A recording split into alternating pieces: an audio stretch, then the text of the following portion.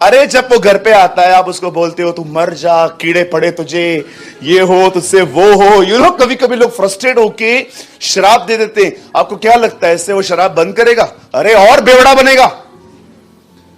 उसके पीछे कोई है, उससे लड़ो। मैं जब लोगों से मिलता हूं तो मैं सिर्फ शराब के प्रति काउंसलिंग नहीं करता, ऐसे कर ऐसे कर ऐसे कर। मैं जाते जाते उनके लिए दुआ करता हूं, प्रभु को कहता हूं प्रभु इसके ऊपर जो प्रभाव है ना उसे तोड़ता हूं यीशु के नाम से। अगले दिन वो लोग खुदा के कहते हैं, बोलते ब्रदर आज है ना 9 बजने के बाद कुछ नहीं हुआ। क्योंकि ये सारे भूत 9 बजे के बाद चढ़ते हैं। 9 बज जाएंगे। मुझे एक भाई आया, उससे बोला ब्रदर सुबह से लेकर रात तक अपने आप को पकड़े रहता हूं, आज नहीं पिएगा, आज नहीं पिएगा, आज नहीं पिएगा। 9 बजे पता नहीं क्या हो जाता है, शाऊल की तरह दुष्ट आत्मा आती है मेरे ऊपर। अरे भैया 9 बजे क्या है, तेरी आदत है। और आपको पता है 9 बजे आपको कॉल करता है और किधर है किधर है किधर है करते हैं ना, हाँ तू किधर है, बैठा हूं जल्दी आ। अच्छा लाया कि लाऊं? लाया हूं तू चकना लेके आ।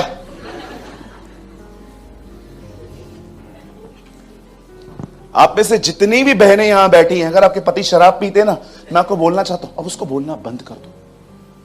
छोड़ दे छोड़ दे छोड़ दे। कितनी बहनें यहां पर, मुझे सच बताओ कि पति ने आपको एक बार ये कहा था मैं तुझे छोड़ दूं शराब को नहीं? हाथ उठाओ। ओह नीचे करो बाजू वाली देख रही है। अरे कितने लोग हैं मैंने देखा है। एक बार मैं मीटिंग में था, मुझे एक बहन मिलने आई, बोलती है मेरा पति मालूम मुझे क्या बोलता है? मैंने बोला क्या क्या बोलता है? बोलता है तेरे को छोड़ देगा शराब को नहीं। बोला ये इज्जत है मेरी। मैंने कहा आप छोड़ दो, वो भी आप इनफ काउंसलिंग कर चुके हो, अब प्रभाव तोड़ो, अब प्रभाव तोड़ो। मैं जब भी लोगों से मिलता हूं ना, मैं कोशिश करता हूं समझने की ये किस स्पिरिट से इन्फ्लुएंस्ड है, ये किसके प्रभाव में चल रहे हैं, और उस प्रभाव को तोड़ने की कोशिश करता हूं। आप जानते हो बहुत सारी चीजें जो आपको लगती है नेचुरल है, वो नेचुरल नहीं है। याद रखिए डिप्रेशन एक थॉट प्रोसेस नहीं है, इट्स अ डीमन। अगर आप किसी भी ऐसे व्यक्ति को देख रहे हैं जो डिप्रेशन में लाइफ जी रहा है, काउंसलिंग से अधिक उसको दुआओं की जरूरत है। Trust me. क्या होता है डिप्रेशन? डिप्रेशन की ट्रू मीनिंग है कि आपके अंदर पॉजिटिविटी खत्म हो गई है, खत्म, डिस्ट्रॉय। कुछ नहीं दिखता, आपको लगता है नो एवरीथिंग इज गॉन, सब जाता रहा, ये वो। मदद करो। आप जानते हो, आइए ब्रदर थीम वर्ड में आइए, चलिए अब सामने देखिए। प्रीचिंग स्टार्ट कर रहा हूं मैं। बाइबल बताती है कि परमेश्वर का एक नाम है जिसका नाम है सेनाओं का प्रभु, सेनाओं का यहोवा। उसके पास पुराने नियम में एक सेना थी, उसका नाम था इज़राइल। उसके पास नए नियम में एक सेना है जिसका नाम है चर्च। याद रखिए पुराने नियम में खुदावन कैसे लड़ता था? हथियार और बालों से। गोलियत को मारने के लिए पत्थर यूज किए गए, बहुत सारे लोगों को मारने के लिए तलवारें यूज की गई, बहुत कुछ हुआ। लेकिन आपने देखा नए नियम में हमारे प्रभु ने क्या कहा? अब जो तलवार चलाएंगे तलवार से मरेंगे। प्रभु ने कहा अब ये सब रख, अब एक और चीज है जिससे लड़ाई। मैं नहीं जानता आप में से कितने लोगों ने कभी ये ऑब्जर्व किया है। एक बार प्रभु ने कहा अब अगर जिसके पास तलवारें न हो वो उठा ले। आपने पढ़ा नए नियम में गसमनी भाग के अंदर प्रभु ने कहा, तब चेले आके कहते हैं यहां 2 हैं। प्रभु बोलता है काफी है। पर आपने देखा एक जगह पे उसने क्या कहा? हे केफा। पतरस को उसने क्या कहा? केफा। केफा क्यों कहा ब्रदर? क्योंकि अपने ओल्ड नेचर में आ गया था, इसलिए उसने बोला हे केफा, ओ ओल्ड पीटर, क्या कर रहा है? क्यों लोगों को मार रहा है तू? ओ बाइबल के हर वर्ड के पीछे कुछ है, हर वर्ड के ऊपर। मैं तो कभी कभी बिलीव करता हूं कि जीसस अगर किसी को देख भी लेना तो भी एक मैसेज है। मुझे आज भी बहुत अच्छा लगता है ये वचन लिखा है, जब पतरस ने तीसरी बार कहा मैं उसे नहीं जानता, प्रभु ने उसकी तरफ देखा। हम ऐसे देखते ये ना, मुझे गुस्सा आया है। होता है ना कभी कभी आप गुस्से में, आप देखो बहुत सारे मैसेज देते हो। समझो यहां पर कोई भाई है,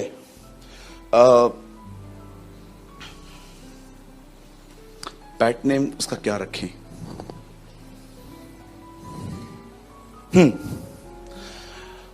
समझो यहां पर एक बहन है, उसका नाम है रेबेका। बोलिए रेबेका। और आपकी मम्मी आपको रेबेका बोलती है, लेकिन कभी कभी आपको समझो वो गुस्से में आ जाती है तो क्या बोलती है? रे। रे पूरा नाम क्यों नहीं लेते हो आंटी? गुस्से में हूं। कभी कभी मैंने देखा है कि लोग गुस्से में जब प्यार से होते हैं तो बोलते हैं बेटा जोशुआ काम कर ले, और जब गुस्से में जोश। हर चीज में एक मैसेज है। आपको क्या लगता है जब पतरस से 3 बार इनकार किया और लिखा है प्रभु ने उसकी तरफ देखा, प्रभु ने उसको कैसे देखा होगा? तीसरे दिन वापस आऊंगा,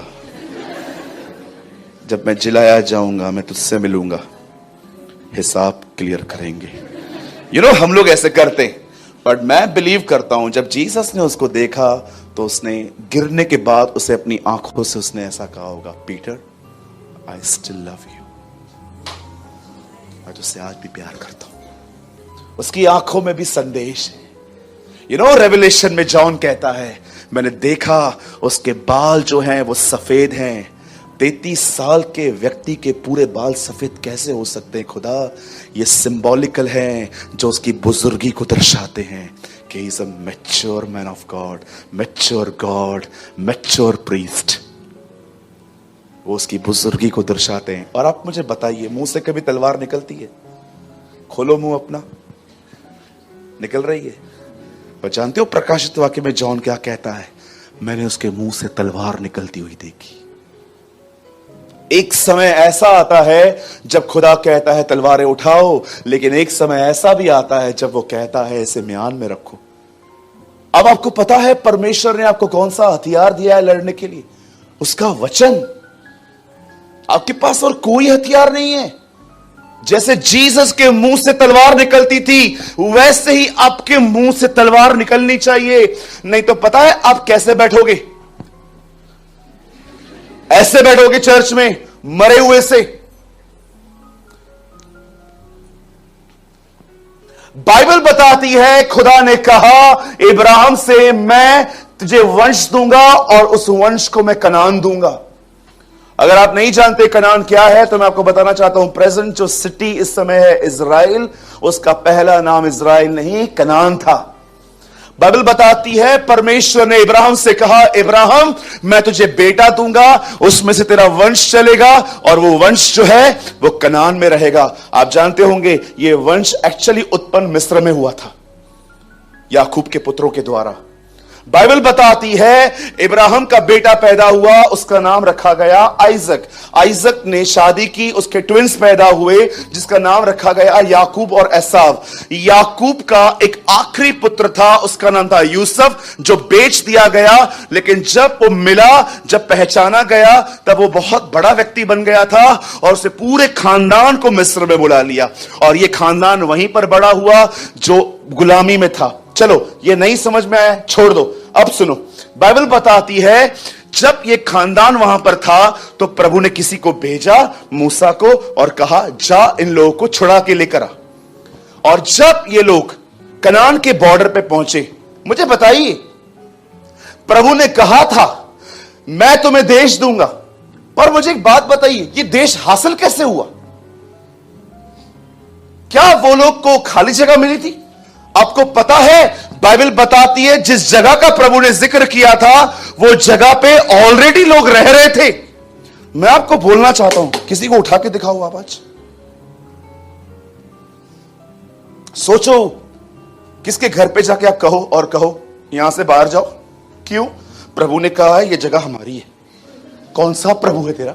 हाँ इधर आ, कौन सा प्रभु है तेरा? लोग लड़ पड़ेंगे आपसे।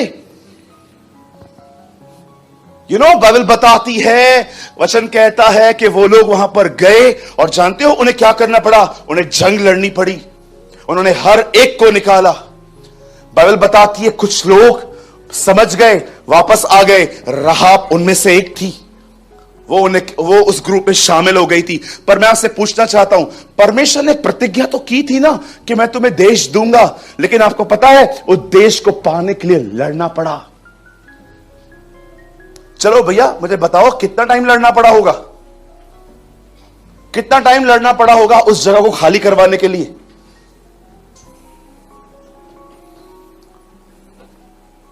How many years? 2 साल लग गए थे। 2 इयर्स लड़ाई चली थी। आपने देखा ना जब वो घुस रहे थे कैसे उनके दरवाजे बंद किए जा रहे थे, यरीहो की दीवारों को तोड़ तोड़ के वो लोग आगे बढ़े थे। आप ये मत समझिए कि बाइबल में बस कुछ लिखा है तो बस कलीसिया में आने से मिल जाएगा। तुम्हें उसके लिए युद्ध करना पड़ेगा। कुछ लोगों को लगता है ओ मीटिंग सुन ली, आमीन बोल दिया, खुशी खुशी चले गए, सब ठीक है, प्रभु मेरा चरवाहा है, मुझे कोई घटी ना होगी। अरे तुम्हें यहां से जाने के बाद लड़ना पड़ेगा। बाइबल बताती है तुम आलसी न हो वरन उनका अनुसरण करो जो विश्वास और धीरज के द्वारा प्रतिज्ञाओं के वारिस होते हैं। इब्रानी का लेखक बता रहा है कोई भी प्रतिज्ञा ऐसे ही पूरी नहीं होती, उसके लिए धीरज के साथ विश्वास से उसकी बाट जोड़नी पड़ती है। यह वचन आजकल कोई एक्सप्लेन नहीं करता, इसीलिए बेचारे लोग आते हैं, सुनते हैं, खुश होते हैं, यहां से निकलते हैं, वापस सिचुएशंस उनको घेर लेती हैं। कलाम पाक कहता है विश्वास और धीरज के द्वारा प्रतिज्ञाओं का वारिस होता है व्यक्ति। ऐसे ही नहीं मिलता कुछ भी। यीशु ने कहा मैं जा रहा हूं, बाप से कहूंगा तुम्हें पवित्र आत्मा दे। घर चले गए वो लोग, सबने कहा बाय बाय, ठीक है, तेरे ऊपर पवित्र आत्मा उतरे तो कॉल कर देना, तू भी कॉल कर देना, तू भी कॉल कर देना, ठीक है, तू मुझे वीडियो कॉल करना, दिखाना मुझे तू कैसे बात कर रहा है। बाइबल बताती है वो प्रतिज्ञा पाने के बाद कमरे में गए और कई दिनों तक वो खुदा को पुकारते रहे कि अपनी प्रतिज्ञाओं को पूरा कर। बाइबल बताती है 10वें दिन पवित्र आत्मा उतरा, वे अन्य अन्य भाषाओं में बोलने लग गए और वचन कहता है 3000 लोग बचाए गए। क्या लगता है आपको बस यहां पर आए, खुश होके आमीन बोल के चले गए, 2 आंसू यहां पर बहा लिए, थैंक यू लॉर्ड आपने मुझसे बात की? नो सर, आपको यहां से जाने के बाद एक लड़ाई लड़नी पड़ेगी। बाइबल में कुछ लिखा है तो यह मत समझो कि वो ऐसे ही मिलता रहेगा। कई लोग बोलते हैं बस विश्वास करो, विश्वास करो, धन्यवाद करो, रिसीव करो, रिसीव करो। किधर है, किधर है? मैं नया नया आया था, एक भाई को मैंने बोला मेरे लिए प्रार्थना करो। मैं जब प्रभु में नया नया आया था, मुझे बहुत पेट में दर्द था एक दिन, तो मैंने बोला मेरे लिए प्रार्थना करो। तो बोला क्या है? मैंने बोला पेट में दर्द है। तो प्रेयर हो गई। प्रेयर के 1 घंटे के बाद, हम लोग फेलोशिप में थे, संगति में थे, 1 घंटे के बाद उन्होंने मुझसे पूछा अब तू कैसा महसूस कर रहा है? मेरा पेट का दर्द बढ़ गया था, एक्चुअली होता है, इसमें कोई बड़ी बात नहीं है, ज्यादा बढ़ गया था। तो जैसे ही मैंने बोला भैया मेरे को ज्यादा बोल नहीं है, नेगेटिव कन्फ्यूज मत कर, बोल नहीं है। मैंने बोला है। मुझे बताइए जब यीशु मसीह को यीशु ने देखा कि एक अंधा आया, यीशु ने उसके ऊपर आंख लगाया, बोला तुझे दिख रहा है? पेड़ चलते हुए दिख रहे, मत बोल, बोल मुझे दिख रहा है। क्या करती हो तुम लोग, झूठ बोलते हो। पॉजिटिव कन्फ्यूजन का मतलब यह नहीं होता कि फैक्ट छुपाया जाए। You know he prayed twice. एक पूरी बाइबल में यही घटना है जहां पर उसने एक व्यक्ति के लिए 2 बार दुआ की। बोलता है कम, वापस उसने रखा, अब दिख रहा है? हां दिख रहा है। फेथ कभी फैक्ट को छुपाने के लिए नहीं कहता। कई लोग कहते oh don't speak negative brother, बिल्कुल नकारात्मक मत बोलो। दिखाओ कहां लिखा है, लो लो आ जाओ, आने दो इस घटना को, कैमरा में आने दो, कोई प्रॉब्लम नहीं है। बताओ कहां लिखा है?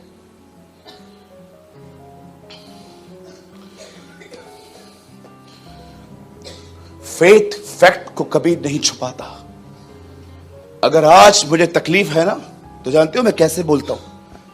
मैं हमेशा ये कहता हूं, हां मैं जानता हूं मैं प्रॉब्लम में हूं, पर मैं ये भी जानता हूं उसने कहा है धर्मी हर विपत्ति से छुड़ाया जाएगा।